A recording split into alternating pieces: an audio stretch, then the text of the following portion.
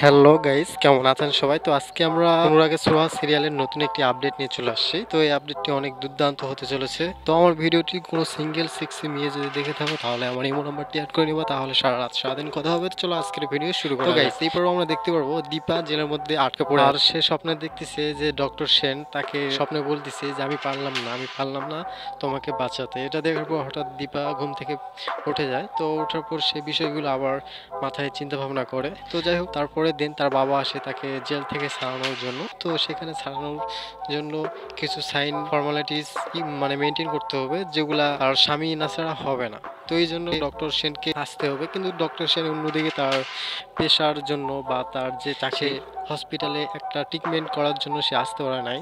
তো যার কারণে তাকে আসা খুবই উচিত ছিল। তো সেদিকে তিনি বিজি, সে বিষয়টা কিন্তু এদিকে দীপা জানে না। যার কারণে দীপা অনেকটা মন খারাপ করে এদিকে। তো যাই হোক, এই ছিল এই পর্বের most promo update, promo deal. তো সবাই ভালো থাকবেন, সুস্থ থাকবেন, ধন্যবাদ।